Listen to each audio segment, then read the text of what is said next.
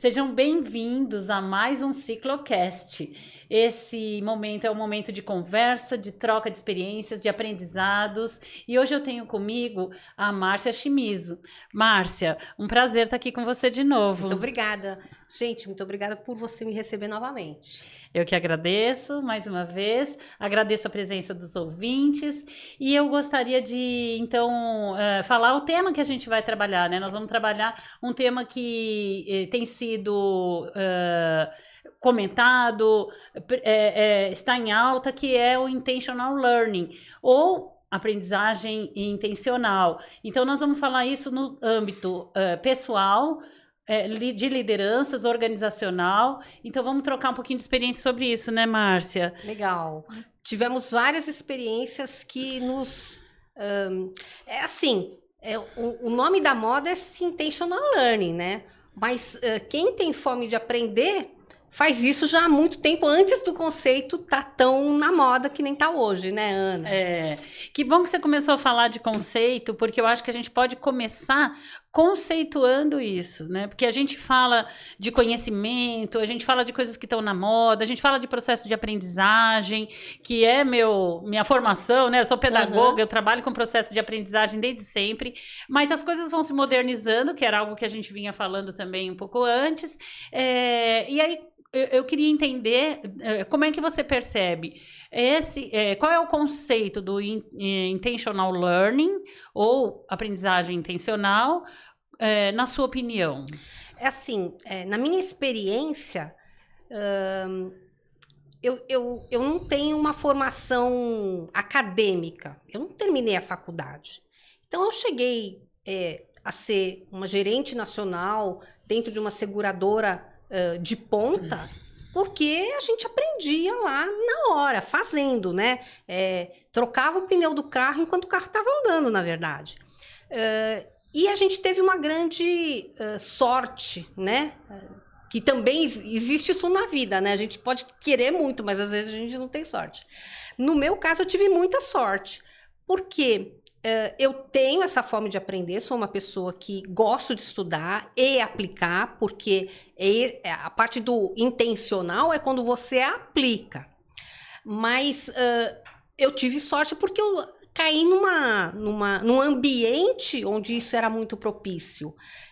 A empresa estava se formando, existiam poucos funcionários, então a gente tinha que fazer de tudo um pouco, e desse tudo um pouco você ia perguntando para as pessoas. E como o resultado tinha que aparecer, a pessoa mesmo não intencionalmente te ensinava. Mas eu acho que o conceito, na verdade, é um conceito muito pessoal. Ele passa por uma vontade de não ficar só na questão da sala de aula, da aprendizagem da sala de aula, numa faculdade que é muito bacana. Embora eu não tenha terminado, meu filho terminou, então, para mim, existe um grande ganho nisso também, embora as pessoas hoje estejam até questionando se fazem ou se não fazem mais uma faculdade, eu acho que é importante.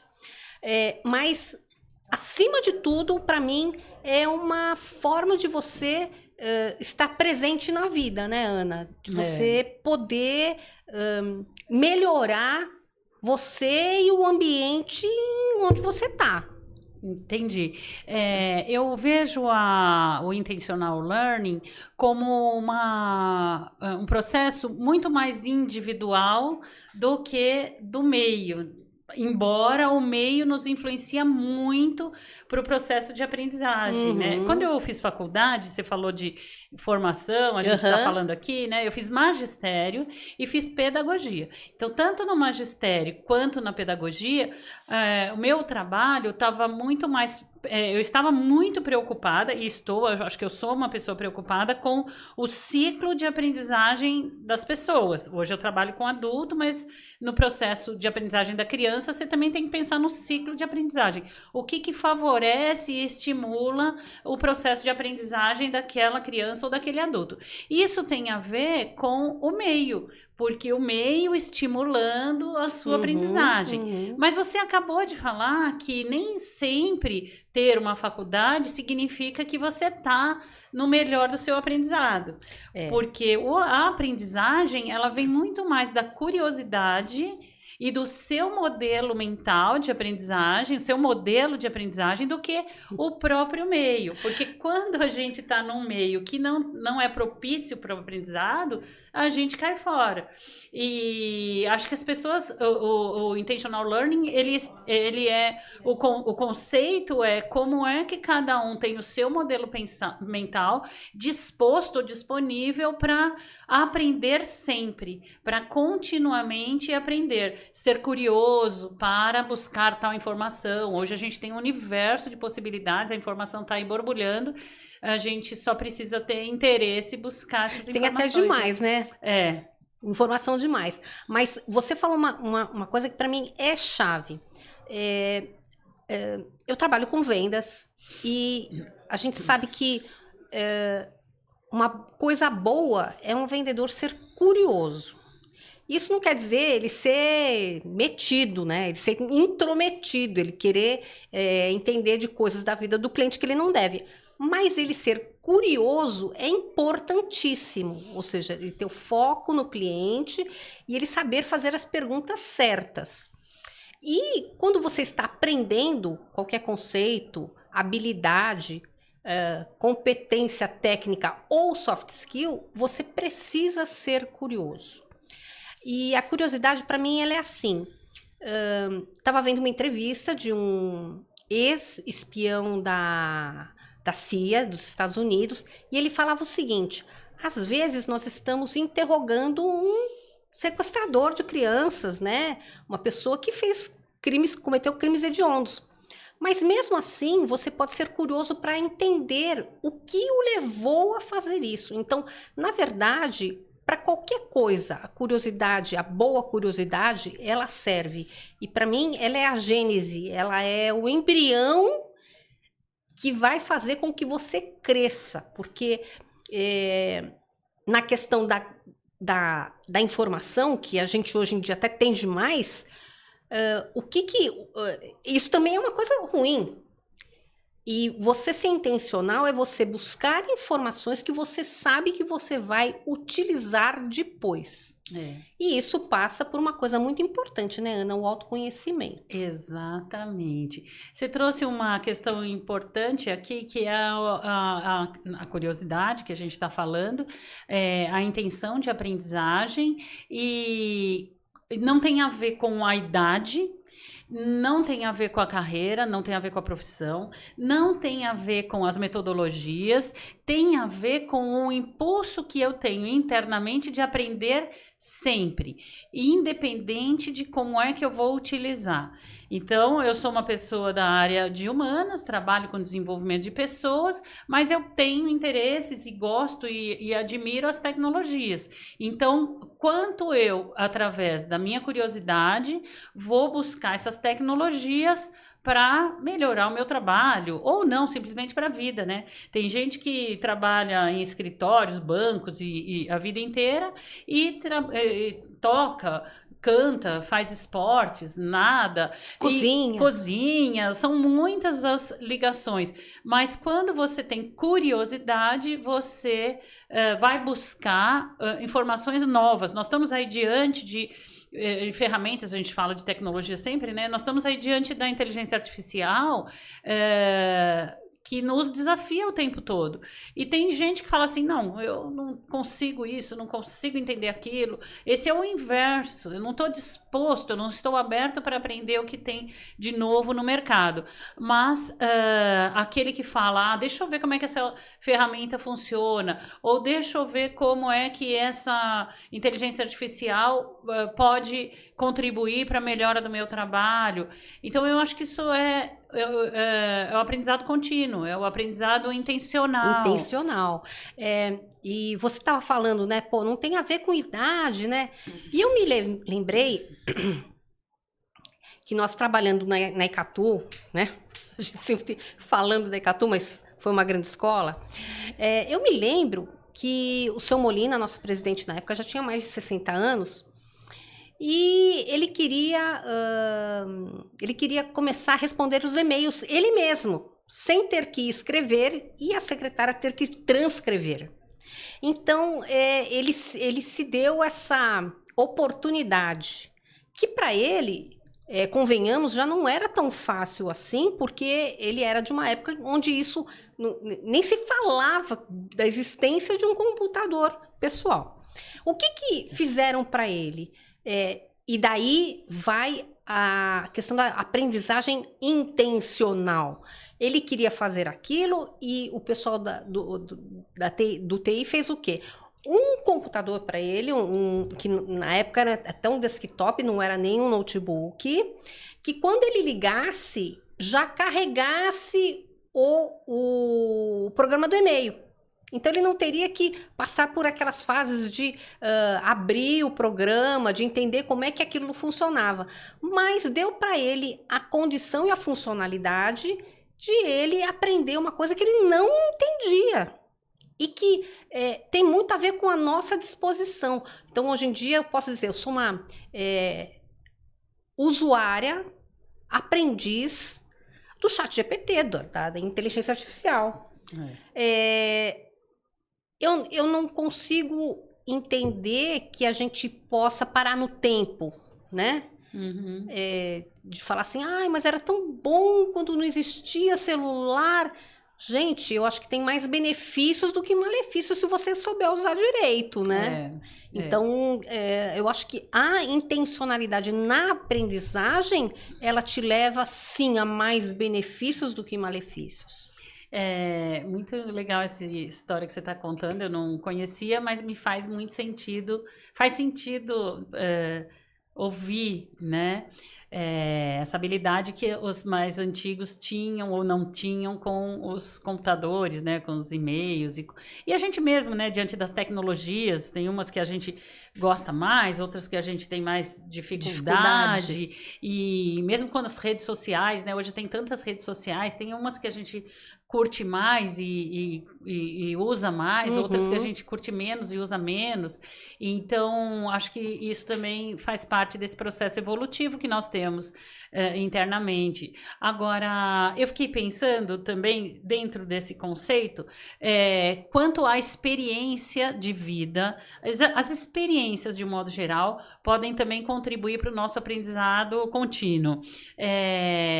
Experiências do tipo, vou fazer uma travessia a nado, eu vou correr uma maratona, ou mini maratona, ou eu vou saltar de paraquedas. Eu imagino que essas experiências, independente da carreira, de novo, independente da profissão, acho que essas experiências de vida também mostram o nosso modelo de aprendizagem muito mais disponível para o mundo, né? Então, deixa eu experimentar isso aqui. Claro, vou ver todas as questões de segurança, etc. e tal, e vou experimentar essa atividade, essa experiência. E eu acho que isso gera aprendizados também e habilidades para entregarmos na nossa carreira, no nosso dia a dia. É muito importante isso que você falou dentro da minha experiência. Eu fui para a Itália, não sabia italiano e tive que aprender ali, né? Fazendo de novo, né? O que acontecia? Perto de onde nós morávamos, a gente morava na Catânia, no sul da Itália, tinha feira livre. E eu adoro cozinhar.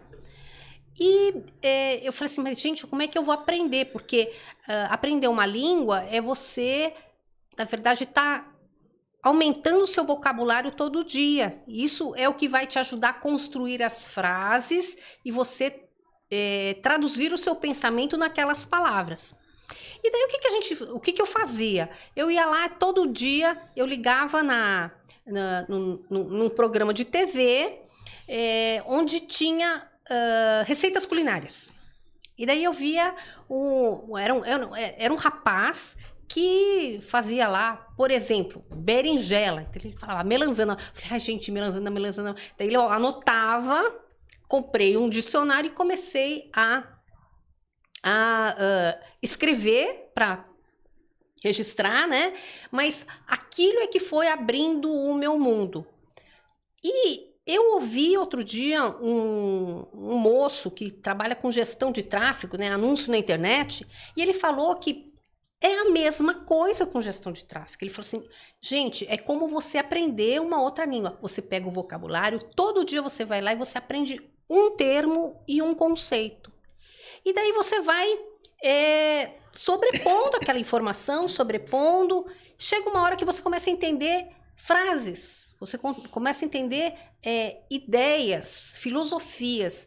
Então, eu acho que essa questão da sua predisposição, ela tem muito a ver com não ter vergonha de errar. Muito bom, muito né, Ana? bom.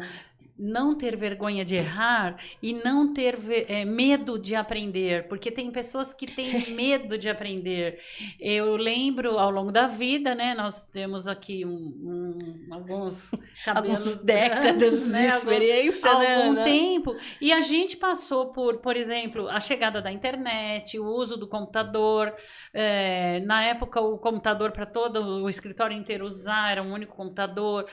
Depois, a chegada dos e-mails, as primeiras pesquisas na internet que a gente perguntava e o Google tinha lá a resposta. Então, a gente passou por a entrada dos sistemas que facilitavam a inserção de informações, qualquer área que seja. Então, a gente aprende a fazer a contabilidade no papel e quando você coloca lá no sistema, faz fica tudo muito sozinho, mais fácil, né? A declaração de imposto de renda, as minhas primeiras, eu fazia tudo, o cálculo na mão. E a gente tinha que aprender, porque a gente trabalhava com produtos de previdência privada, você tinha que aprender. E aí, quando o imposto de renda veio para o sistema e que hoje você lança lá e você não precisa guardar nenhuma informação, o ano que vem já está lá pré-preenchido, até porque quem emitiu nota fiscal contra você, você verdade. Já, né, você já aparece na sua declaração. Tudo isso foi um processo de transformação que o mundo foi passando e a gente vivenciou. Se a gente tiver medo de experimentar uma ferramenta nova, medo de errar ou medo de demorar para aprender, aí a gente desiste. E eu acho que a gente não deve ter medo de nada, a não ser aquilo que arrisca a nossa vida, então não precisa. Eu acho que o medo até favorece, mas mesmo assim, medo de andar de bicicleta, tudo isso, sei lá, nos ajuda, porque quando a gente enfrenta um medo qualquer que seja, lá na frente a sensação de vitória é maior, né? É verdade. Então, quando você implanta um sistema numa área qualquer que você atue e você vê o relatório pronto, ou você vê uma planilha calcular para você aquilo que antigamente você calculava à mão, é uma delícia, né? Você fala, olha só, a gente não tinha nem GPS, então começar a usar o GPS, e é interessante que a gente enxerga o oposto com muita clareza também. Aquelas pessoas que falam assim, mas eu não nasci para isso, ou então eu não sei fazer isso, ou eu não, isso só na próxima encarnação. Eu já vi muita gente, não quero aprender isso. Então, eu acho que a gente precisa minimamente ter disposição para aprender algo, saber que algo existe, mesmo que você não vá trabalhar com aquilo, porque a gente também tem um dia de 24 horas, a gente não vai aprender tudo e não vai usar tudo que sabe. Que é o intencional, né? Então, mas eu tenho que estar aberto para compreender que existem ferramentas novas, metodologias novas, conceitos novos. A gente vinha no caminho falando também da abordagem consultiva de vendas, né? Que é uma metodologia que quando a gente aprendeu, ela foi inovadora. Revolucionária há 30 anos atrás. Revolucionária no modelo das metodologias de vendas. Mas nada se encerra naquele momento ou naquela metodologia. Tudo continua no processo evolutivo. Então, a abordagem consultiva de vendas é uma metodologia válida e importante até hoje? Sim. O que eu posso encaixar dentro dessa metodologia que melhore o processo de venda como um todo e o atendimento da necessidade do cliente. Então, eu acho que estar aberto para a aprendizagem tem muito mais a ver com o nosso modelo mental e a minha disposição para me jogar naquilo, independente do tempo que eu vá demorar. me jogar nessa nova informação. E eu acho que o mais importante é que hoje existem vários tipos de ferramentas. Mesmo que você esteja em casa, trabalhando de casa, ou seja, você não é uma pessoa que está no mercado, digamos assim, mas você tem como, aos poucos mesmo, que esse é um outro item importante dentro do aprendizado, ninguém aprende de um dia para o outro, né? Mas aos poucos você vai incrementando aquela informação para solidificar até você adquirir, por exemplo, hábitos e competências que você não tinha antes, né? Então, eu nunca tinha feito yoga na minha vida. Hoje eu faço yoga. É óbvio que eu não sou uma professora, né? Mas você, aos poucos, você vai. Demorou? Eu tô no 7º ano. Uau! Então, sim, demorou.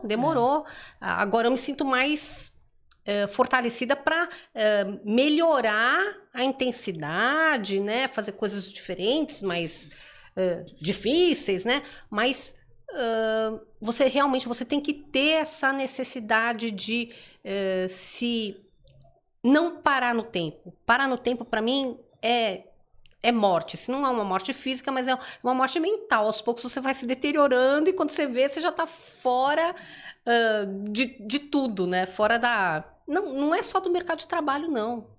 Fora da vida, né? Você não se entrega para a vida.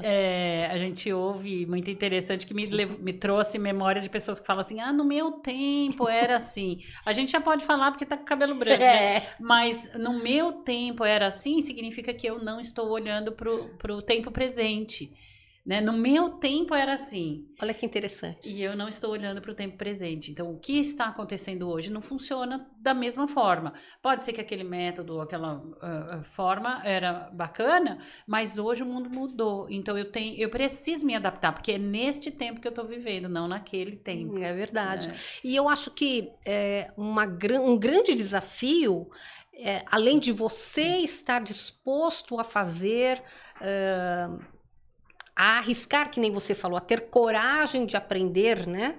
Que isso é muito importante, mas também como é que você trabalha isso dentro do seu ambiente, se você é líder, ou mesmo se você é liderado, se você tem ou não chefes, né? Porque tem muita gente hoje que trabalha que não tem chefes. Como é que você implementa isso na sua vida e como é que você vive esse aprendizado intencional? Eu acho que esse, para mim, é o maior desafio que nós temos hoje. Tá aberto, né? Tá antenado.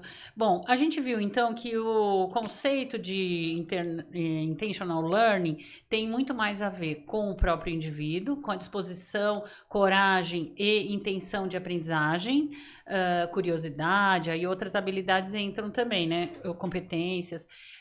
Mas a gente sabe que quando a gente está falando de uma liderança, essa é uma questão que o líder avalia na equipe. Quanto ele é curioso, quanto ele está disposto a aprender, qual é a velocidade que ele tem de aprendizagem. Inclusive, ontem eu presenciei um líder dando feedback e ele falou, parabéns, você tem muita facilidade de aprendizagem, você tem muita vontade de aprender e comprometimento com o resultado que você quer entregar. Então, o líder, ele pode estimular, mas ele também pode prejudicar o processo de curiosidade desse colaborador. Do tipo, aqui se faz assim. Exatamente. Então, vamos falar um pouco de liderança. Como que esse líder pode, na sua opinião, estimular uma equipe a ter mais curiosidade, a utilizar mais as ferramentas novas e se jogar nesse aprendizado? Pois é, então agora eu vou de novo citar o seu Molina, porque né, é a nossa referência para muitas coisas. A Icatu tinha comprado um clube de seguros e eu fiz parte da equipe que foi lá para absorver aquela, não só a parte negocial, mas também falar com as pessoas que iriam ser contratadas, né, que iriam migrar de uma empresa para outra. E a primeira coisa que o seu Molina falou para mim, ele falou assim, Márcia, muito cuidado com a síndrome da vassoura nova. Eu falei, meu Uau. Deus do céu, o que será que ele quer dizer com isso, né? Por favor, explica, por favor, explica. É. Daí ele falou assim, imagina o seguinte, você é a vassoura nova, Márcia. Você tá chegando, isso tudo pelo telefone, em 3 minutos. Você tá chegando e você faz parte do grupo que comprou a empresa. Então, não jogue fora a cultura, os processos, os relacionamentos e o conhecimento dessas pessoas. Então, esse tipo de atitude também serve de um líder. Ele não está só olhando para a inovação pela inovação, né? Eu já acho que a palavra inovação igual a tecnologia, para mim é uma coisa que já cansou, mas porque ela é usada muito assim hoje em dia. Mas tomar muito cuidado, porque também não existem, o conhecimento e o aprendizado não é só feito através de tecnologias novas ou de lançamentos de conceitos com nomes em inglês, né? Então, esse é um cuidado que um líder tem que ter. Então, você mesma falou do exemplo que você teve ontem, de um líder, ele ter a coragem de... às vezes, eles acham que eles estão se expondo com relação aos funcionários, de falar, olha, parabéns que você aprendeu rapidamente. Eu gostei de ver isso. Então, até esse tipo de revelação, digamos assim, é uma coisa importante para um líder. Não só dele olhar para o futuro, né, para as tecnologias que estão acontecendo agora, mas também olhar para o ambiente, para as pessoas, para os processos que já existem, porque eles foram criados por alguma razão, que às vezes você desconhece, né? Então, tomar esse cuidado. Essa semana eu ouvi um conceito, uma forma de pensar que eu achei muito interessante. Os japoneses, a gente sabe que os japoneses têm muito mais empresas de 100 anos do que nós temos no Brasil, né? No Brasil você conta nos dedos e no Japão você tem muitas empresas de 100 anos. E aí a pergunta numa entrevista que eu estava ouvindo era como lidar com o novo e o velho ao mesmo tempo. Então, como você fazer a sucessão de uma nova geração que está vindo aí com uma série de informações, tecnologias novas. Tem tudo a ver com o que você está falando, né? E aí a resposta foi a comparação com uma árvore antiga, uma árvore grande. Então, quando você vê uma árvore grande que tem os troncos grossos, firmes, e a raiz profunda, isso tá no antigo, né? Você não consegue fazer uma árvore crescer grandiosa sem ter as raízes e a estrutura base fixa, profunda ali. E os frutos, folhas e frutos são novos, que é a inovação. Que bonito. Então, o antigo entender que o que vem de novo é inovação, folhas e frutos, e o novo entender que ele só consegue inovar e criar a partir daquele tronco firme e raízes profundas, isso faz com que um respeite a longevidade, o outro, né? A longevidade, principalmente dos processos organizacionais. E entender também que o novo precisa do antigo em termos de aprendizagem, cultura, estrutura, que se não tiver a árvore firme não vai dar frutos. Não tem fruto. E o antigo também entender que uma árvore morre se não tiver frutos e flores e tudo mais. Eu amei esse conceito, porque é uma forma respeitosa de trabalharem juntos e permitir que cada um floresça como deve ser, né? Como é possível. Na verdade, você... muito surpreendente essa explicação e muito bonita, realmente muito poética até, né? Mas muito verdadeira. Eu ouvi, não é minha, não. Não, mas assim, mas é muito verdadeira. Quando a gente reproduz esse tipo de conceito, a gente está dando força para quem realmente está chegando. Está chegando, né? Então, eu acho que isso é muito importante, ou seja, a aprendizagem dentro de uma forma, de novo, respeitosa de você entender o porquê que o outro está fazendo aquilo. Olha, realmente, você fez isso durante 100 anos, mas agora existe uma outra tecnologia, vamos ajustar e adaptar o processo para que ele tenha o melhor dos dois mundos, né? A tradição, a informação ancestral, mas também a inovação e a tecnologia. Bem bacana. Porque a gente precisa se adaptar ao mercado.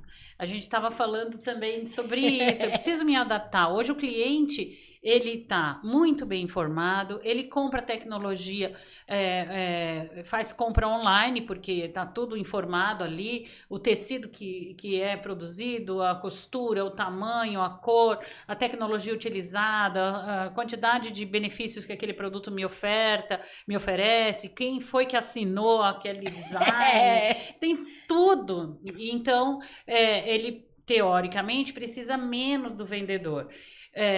Teoricamente, por que eu digo teoricamente? Porque o vendedor precisa, para ele atender a necessidade do cliente, ele precisa estar tão ou mais bem informado do que o cliente dele.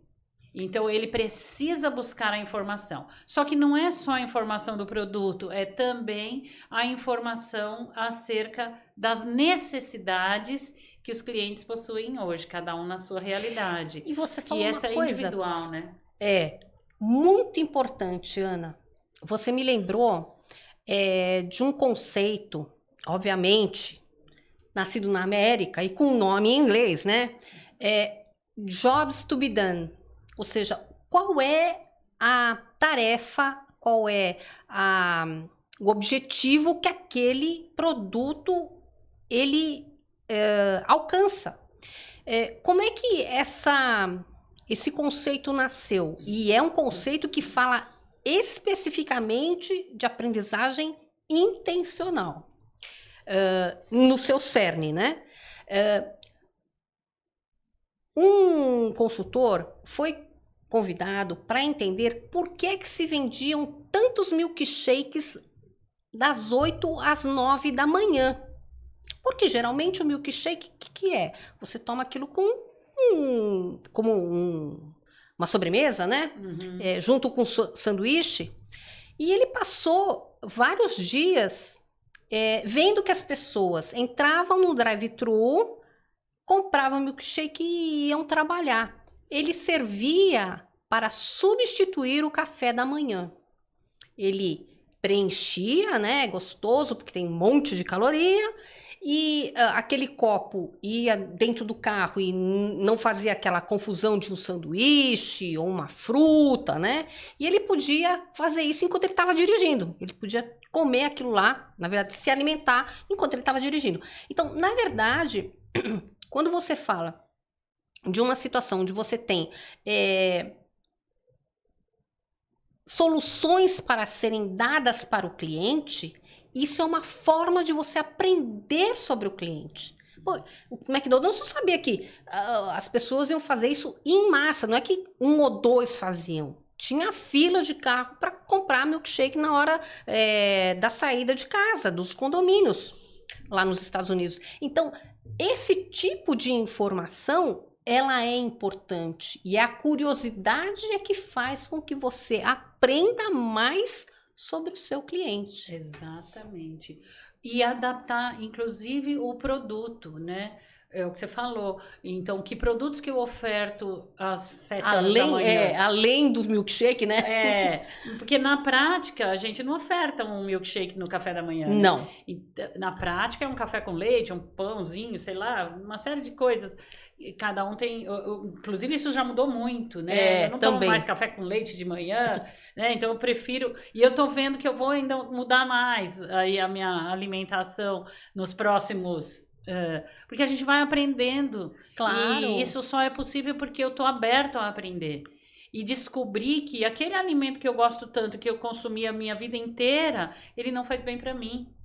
E eu tô falando de alimento, mas poderia ser qualquer outra coisa. Qualquer outra solução. E a gente isso está no seu trabalho. Mas voltando aqui para a liderança, né? Sim. Pensando no líder que estimula esse ambiente, acho que dá para a gente conversar um pouquinho como é que esse líder pode fazer para estimular essa aprendizagem intencional, uma vez que é um processo muito mais interno, né? eu acho que tem uma forma mais corporativa, né, através de treinamentos estruturados, onde as pessoas tenham acesso a uma informação de uma maneira que ela vá se empilhando, que nem a gente falou do vocabulário, né, e a pessoa ela acabe aquele treinamento com ferramentas que elas não tinham antes. Uhum. Esse para mim é uma maneira de você motivar a pessoa a aprender. Mas, se você é um líder e você quer que a sua equipe tenha mais produtividade, esteja aberto a repassar experiências e vivências. Porque uma coisa é você aprender em sala de aula e outra coisa é você ter acesso a uma pessoa que viveu uma situação e que soube fazer uma solução que não existia antes. Então, para mim, essa é uma forma desestruturada, mais orgânica e que depende, nesse caso, do próprio líder, né? Não tem jeito, daí não tem jeito. Eu acho que tem muitas formas e não tinha resposta pronta. À medida que eu fui te ouvindo, eu também fui construindo aqui. Mas eu penso que o líder ele tem muitas formas para estimular o aprendizado da equipe, mesmo que seja um aprendizado para si próprio, um aprendizado interno. Então, acho que é desafiando esse liderado a fazer de uma forma diferente. Então, de que outra maneira você pode fazer entregar esse resultado? Interessante. De que outra maneira, devolvendo com perguntas para ele, de que outra maneira, ou o que é que a gente pode melhorar neste relatório que você apresentou? Ou trazer temas inovadores, né? Então, que temas novos eu posso trazer para esse treinamento? Então, estimular o colaborador a produzir mais com menos tempo, a organizar o ambiente para ter uma produção mais adequada, melhorar a qualidade do produto, incluir facilidades no produto para o cliente tomar a decisão de compra, entender melhor a necessidade que o cliente tem e eu acho que é perguntando mesmo para esse colaborador o que é possível fazer para melhorar. Não só ficar preso às metas, porque eu acho que meta é importante mesmo. Se eu tenho tem que ter. Tem que ter. E não é uma meta só da empresa, tem a sua meta pessoal. Claro. Poupar tanto, viajar para tal lugar, experimentar tal alimento, ter uma experiência sei lá, na neve, enfim, cada um tem o seu sonho, o seu desejo, né? Então, eu acho que é estimular para que tenha sempre mais experiências novas e melhorias contínuas. E na sua fala, Ana, muito importante, você está falando de um líder que estimula a curiosidade. Né? Voltamos, então, no conceito original. Se você não tem curiosidade e você é um líder e você não quer saber do outro qual é a contribuição que o outro pode dar, a sua equipe vai ficar estagnada. Você, como líder, você não evoluiu, né? E não deixou o outro evoluir. Então, isso é muito importante. Eu não tinha pensado numa solução assim, mais aberta e mais colaborativa. Eu acho muito, muito importante. Se a gente for olhar para o passado, a gente fazia uma venda porta a porta, as pessoas tinham que apresentar o produto e mesmo que fosse um produto, a gente trabalhou muito tempo com seguro de vida, previdência privada, então se falar para um jovem sobre previdência privada naquela época, puxa, a gente nunca pensa que vai chegar aos 60, 65 anos, 70. A gente acha que vai viver eternamente com 25, 30 anos. Só que não, a gente vai envelhecer. E tomara que a gente envelheça, porque se a gente envelhecer, envelhecer é vida. Né? É verdade. Envelhecer é vida. Então, eu preciso olhar para o meu processo e fazendo inovações. Então, hoje não se faz mais, depende do produto, obviamente, mas a gente vende muito pelo WhatsApp. principalmente os produtos de papel, vida, previdência, investimentos. Os produtos foram mudando e a venda também, o processo de venda também. Então, como colocar em prática, como aprender com o cliente, o que ele precisa, como eu posso atendê-lo, que informações que eu já sei que ele precisa de imediato e que eu posso oferecer, como gerar credibilidade num contato pelo WhatsApp, não é? Muito difícil, né, É difícil, Ana? mas é possível. É claro, é possível. Eu trabalho com treinamento, eu vendo treinamentos. Muitas vezes eu quero entrar em contato, eu quero fazer uma reunião com uma empresa para eu apresentar não só a proposta financeira num material bonito. Isso é um pedacinho só. Eu quero mostrar o meu conhecimento, eu quero apresentar minha proposta falando como é que eu faço esses treinamentos, e hoje a gente precisa usar todos os recursos, né? Então, as redes sociais, o site da empresa, eu preciso ter uma conversa pelo WhatsApp que atenda a necessidade do cliente, encaminhar uma proposta por e-mail com imagens, com o som, com o que for possível. É verdade. Para que esse cliente tenha contato com o seu trabalho e assim contratar esse treinamento, porque eu cheguei a fazer treinamento de 1 hora gratuito para a pessoa me ver treinando e me contratar. Hoje em dia não é mais assim. Eu preciso mostrar um vídeo, uma conversa, é muito mais por indicação do que por alguns produtos. Você compra porque alguém te indicou. Sim. E usou e gostou. Então, acho que isso também é uma forma de se mostrar para o mercado e adquirir novos clientes, por exemplo, né? Eu acho que o nosso maior desafio é que hoje a gente está numa comunicação que ela é assíncrona, né? Você manda uma mensagem de WhatsApp, você não sabe se o seu cliente vai abrir, não vai abrir. Quando ele abrir, se ele vai ler tudo, né? O que ele vai entender. Então, eu acho que esse é o maior desafio. Mas, para isso, existem exatamente todas essas ferramentas que você falou. Nós somos o segundo maior país que usa o WhatsApp. O primeiro é a Índia, que tem mais de 1 bilhão de habitantes. Então, em termos de... Ele, muitas vezes mais do que o Brasil tem. Mas nós somos o segundo. E nós somos o primeiro em uso de mensagens de voz, figurinhas e questionários, que são todas ferramentas para engajar o seu cliente, né? Você poder expressar uma emoção através da sua voz, da cadência, da velocidade,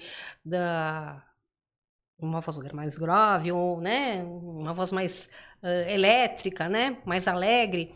Tudo isso engaja mais o cliente. Por outro lado, qual é o risco? Um cliente pode não gostar de receber mensagens de voz. Meu filho é um que não gosta de receber mensagens de voz. Mas tem muita gente que é muito mais sensível à resposta quando recebe uma mensagem de voz. Como é que você vai saber o que você vai fazer? Tem um truquezinho. Se você não sabe se seu cliente vai responder melhor a uma mensagem de voz ou não, você manda uma mensagem curtinha. Se ele responder, daí você pode mandar um pouquinho mais longa. Porque daí você vai aprendendo, de novo aqui, uma aprendizagem intencional, qual é a forma que o seu cliente se manifesta mais facilmente. Então, essa é uma forma de liderança também, né? O vendedor liderando o cliente para que ele resolva um problema que ele tem hoje e ele não quer ter mais. Interessante isso, né? Porque a gente trabalha, a gente sempre precisou entender o perfil com quem a gente se relaciona. Então, eu preciso entender quem é meu cliente ou quem é meu aprendiz dali, naquele momento, quem é meu seu mentorado, para eu poder levar a informação para ele. Eu preciso conhecer para entender qual é a melhor forma de aprendizagem ou de interação que eu vou ter com ele. Isso também é desafiador, porque também tem a sua própria forma né? E eu tenho que respeitar a minha forma sem desrespeitar a forma como o outro funciona. E eu acho que a gente trabalha muito com a espera, né? Eu entrego uma informação e espero para ver como ele reage. Isso é empatia. Então eu entrego uma outra forma e eu observo como é que ele reage, como ele me responde. Isso é informação, que às vezes a gente faz a crítica, né? Eu já vi muita gente falar: nossa, essa pessoa não sabe digitar, porque ela só faz áudio. Não, é porque ela está correndo o dia inteiro. E se ela não souber digitar, é uma informação que ela está te dando sobre ela. O que que eu faço, então, para atender melhor esse mentorado, ou esse aprendiz, ou esse cliente? Imagina que a gente estava falando de tecnologia, né? Do avanço da tecnologia. Eu fui secretária muitos anos. Eu aprendi datilografia em máquina manual. Daí depois veio a IBM de bolinha. Daí depois veio terminal de texto de tela de fósforo verde. Depois, daí é que veio o PC, depois o notebook. Então, na verdade, nem todo mundo teve essa trilha de aprendizagem para chegar lá e conseguir digitar. Então, realmente tem muita gente que tem dificuldade de fazer uma mensagem de texto de uma maneira mais fluida e que se sente mais à vontade mesmo falando. É que nós, brasileiros, a gente é extremamente... A gente fala demais, né, às vezes. Então, por isso que, para mim, o WhatsApp diz que a gente troca muita mensagem de voz. Demais, bastante. E agora a gente tem que ter o cuidado também de como é que essa mensagem vai ser utilizada depois, né? Ou escrita ou verbal, porque ela pode gerar processo trabalhista, ela pode gerar mudança na sua opinião, porque a gente pega um fragmento de mensagem e transforma opiniões. Você fala: nossa, mas é assim que a Ana pensa? Não, não é assim que a Ana pensa, isso é um fragmento de mensagem. Mas tudo isso ainda assim é uma aprendizagem intencional, né? Ou seja, você tem que tomar esses cuidados na hora até de você se expressar, né? Então,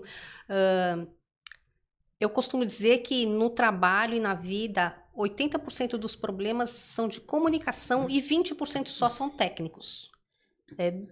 Técnico de todo jeito, mas os problemas mesmo que nós temos são de comunicação. Então, e a aprendizagem intencional, ela passa pelo fato de que você tem que se comunicar bem, né? Como se comunicar bem num mundo onde a gente tem uma telinha de celular pequenininha, onde você tem que colocar uma mensagem que caiba lá e que a pessoa leia e entenda tudo aquilo, né? Então, são desafios, sem sombra de dúvida, mas eu prefiro eles do que ficar sem fazer nada, né? Parado na vida. Nós falamos, então, de aprendizagem a partir do indivíduo, né? Nós falamos da aprendizagem a partir da liderança, então como é que a liderança pode estimular, e eu falei um pouco sobre as perguntas e o desafio que o líder dá para o colaborador para inovar aquilo que ele já faz, mas eu acho que tem também uma recompensa. O líder precisa também recompensar e valorizar aquilo que ele fez, que ele trouxe como inovação. Ou implantar a inovação dada, ou estudar, pelo menos, ouvir. Porque a gente observa, e quanto maior a empresa, mais difícil é fazer uma mudança interna, porque envolve muitas áreas, muitas pessoas, muitas decisões. E o resultado, né? Então, tá dando certo, por que eu vou mudar? Eu acho que ouvir a colaboração de quem está na ponta, ouvir a sugestão, a ideia, também é um papel do líder. Porque muitas vezes o líder simplesmente ele fala: não vai dar para implantar isso. Tá, então como é que a gente pode adaptar isso que você está sugerindo? Porque uma ideia, ela deve se transformar. Tem ideias que nascem verdade. De uma pessoa limpando a casa, vem uma ideia ou uma dificuldade ou um problema, e essa ideia vai se transformando ao longo do tempo até que ela se torne uma solução, né? Uma solução mesmo, né? E aí quando ela se torna então eu acho que dar atenção para essa ideia que está vindo, ela é importante até para entender como lidar com os problemas que essa ideia nova pode trazer. Então, dar um tempo para elaborar, isso gera mais comprometimento para quem está dando essas sugestões. Você me lembrou uma palestra que eu vi, me perdoe a pessoa que me fugiu o nome do executivo, ele é vice-presidente do iFood, e ele falou que eles têm uma metodologia dentro de casa para adotar novas ideias. O que é isso? Ele fala, nós somos um transatlântico. Toda vez que a gente tem que mudar de rumo, são meses, né? Adotando um processo novo. Para que eles sejam mais rápidos, o que eles fizeram? Eles implementaram equipes que eles chamam de... Como é que é aquela motinho de água? É uma moto mesmo. Jet ski? Jet ski. Então, eles montaram várias equipes jet ski que estudam pequenos problemas ou grandes problemas. São equipes de no máximo 7 pessoas. Uau. E daí, obviamente, chegam lá numa reunião e eles escolhem as ideias que vão ser implementadas. Isso é uma maneira de você poder incentivar que as pessoas deem ideias diferentes. Uhum. O Google também. Os engenheiros do Google têm 20% do seu tempo, ou seja, um dia por semana, que eles podem dedicar para um projeto que eles achem legal. Então, vários produtos hoje do Google vieram também desse tempo destinado para novas... E daí eu falo inovação mesmo, né? Ou seja, para coisas que não existiam ontem e não estavam no radar da alta direção. Então, eu acho importante você, que nem você falou, você implementar as ideias novas ou dar pelo menos espaço para discussão, para que essa pessoa ela se sinta validada dentro do seu esforço de aprender como fazer de uma maneira diferente e melhor para a empresa. Nem sempre... nós não trabalhamos todos no iFood nem no Google, né? Então, a gente tem que conseguir formas alternativas de fazer isso acontecer. Acho extremamente importante. E eu acho que o estímulo da empresa e da liderança é muito importante, porque senão as pessoas vão se acomodando naquela ferramenta, vão se acomodando naquele modelo de entrega e a gente deixa de se atualizar. Perde mercado, perde cliente, perde uma venda que seja, do mais amplo ao mais curtinho, né? Então, se eu puder ouvir aquela pessoa que está na ponta, promovendo ou procurando melhorias, e o reflexo dessa melhoria, é por aí que se começa. Então, acho que o líder tem que ouvir, tem que dar atenção, tem que pensar na possibilidade, porque se o líder também não tiver o mindset de mudança, ele vai falar, não, isso é impossível aqui na empresa, não dá, não vai dar. E ele não colabora. E aí esse colaborador não vai fazer mais, né? Não vai trazer mais inovação. Ou vai se frustrar. E você perde, né? A empresa perde. Perde, todo mundo perde. E não, então estimular com perguntas, com propostas, com tema, pensar na melhoria contínua, olhar para o concorrente, que eu acho que o concorrente nos impulsiona também. Como é que ele está fazendo? Deixa eu ver se eu posso fazer melhor ou igual. Os japoneses eram feras nisso nos anos 80 e 90, né? Eles faziam engenharia reversa, ia lá, pegava o produto do concorrente, abria, olhava, estudava e depois melhorava aquilo que o concorrente tinha feito. Isso não é feio isso não, gente. Não é feio e isso é super importante. Eu presto serviço para uma empresa, para a indústria de equipamentos médicos hospitalares e na época da pandemia, os produtos de filtro hospitalar eram importados da China e da Europa. Quando essa empresa foi aberta, alguns meses antes da pandemia, sem saber que a pandemia chegaria, eles compravam os produtos importados para entender como é que era feita a produção. Esse engenheiro desmontava uma série de produtos para a gente ter a fábrica que a gente tem hoje. Essa semana nós tivemos uma avaliação, esse mês, né? Um trabalho desenvolvido pelo Senai para observar a indústria. Ele fez o Senai fez, os instrutores do Senai fizeram melhorias, mostraram possibilidades de melhoria, mas parabenizaram a empresa pelo formato, pela competência que essa empresa tem na sua engenharia e no seu processo produtivo. Foi bem interessante. Na verdade, eu estou antecipando, porque a avaliação vai ser só na segunda-feira.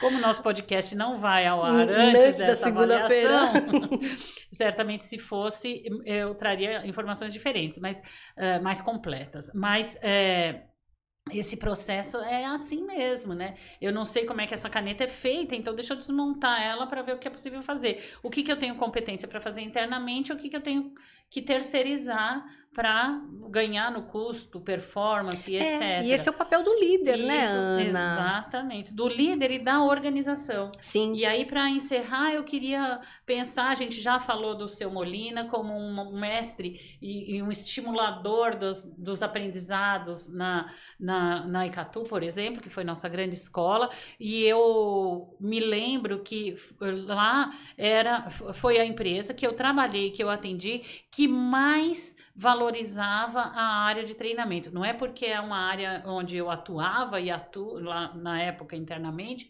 e atuo até hoje com essa proposta de treinamento, mas porque ele entendia que o colaborador trabalha melhor com o aprendizado. Quanto mais treinamento a gente tem, mais a gente está estimulando ele a se aprofundar no conhecimento do produto, a melhorar suas metodologias de venda e a estimular ele também a trazer coisas novas, ideias novas. A gente tinha lá o RH 5,5, né? Que era um momento diário de aprendizagem. E muitas vezes quem trazia a experiência da rua era o próprio corretor, porque a gente dentro do espaço, a gente tinha lá as metodologias. Chegava uma hora que a gente falava assim, mas vamos ouvir o corretor, porque o corretor traz da rua uma experiência diferente da outra. E como é que as nossas metodologias se encaixam nessa experiência que esse corretor trouxe. Então a gente punha também o corretor para falar, porque ele trazia inovação, ele trazia experiências de clientes de verdade, né? E que influenciavam na nossa metodologia de treinamento, influenciavam na nossa metodologia de vendas. Era bem interessante, né? Então, o que na sua opinião, é importante que a empresa tenha culturalmente para influenciar a aprendizagem intencional? Quem quer que a empresa vá para a próxima geração, tenha 100 anos, por exemplo, que nem a Ana falou, no caso de algumas empresas japonesas, tem que se abrir para a aprendizagem intencional. Não tem outra forma de você sobreviver. E especificamente, na minha experiência, você falou, porque eu trabalhava no treinamento e trabalho no treinamento. Eu também trabalhava no treinamento e estou trabalhando no treinamento. Mas eu tive passagens também pela área de marketing, por vendas. Desenvolvimento de produtos. E desenvolvimento de produtos. Não existe, gente, não existe venda e toda empresa é de venda. Não vem me dizer que você trabalha numa empresa só que vive de ar, né? Porque não existe isso. Até as ONGs têm que vender, né? Todas as empresas, elas precisam estar alinhadas, o produto e o marketing tem que estar alinhado com o treinamento. Se não houver isso, certamente o teu resultado ele não vai ser sustentável. Ele pode acontecer, mas ele não vai ser sustentável. Então, eu tenho cá para mim que hoje existe o personagem Chief of Growth, né? O diretor de como é que sabe, de crescimento, realmente para fazer com que a venda ela aconteça de maneira mais exponencial. E na verdade essa pessoa, esse profissional, ele une sempre vendas e marketing. E eu diria Se vocês querem realmente que a empresa de vocês tenha ganhos exponenciais, alinhem a sua estrutura de treinamento, tanto a estrutura oficial dentro de sala de aula, que tem que existir, gente, não podemos abrir mão disso, como também todas essas ferramentas que a gente comentou aqui fora, né? Aquelas não oficiais, digamos assim, mas que tem tanto poder quanto a informação de dentro de sala de aula. E, com certeza, o resultado vem de uma maneira que vocês não vão acreditar. É isso aí. Hoje a gente tem tantos recursos, né, de informações. Hoje a gente aprende pelo YouTube em vídeos de 6 minutos. É verdade. A gente aprende fazendo, a gente aprende numa conversa, num bate-papo, né? E então a gente tem que aproveitar a filtrar, escolher melhor quais são os caminhos, os recursos de aprendizagem e usar a nosso favor, né? É verdade. Márcia, nosso tempo está já encerrando, e eu queria saber se você tem alguma mensagem. Que pena.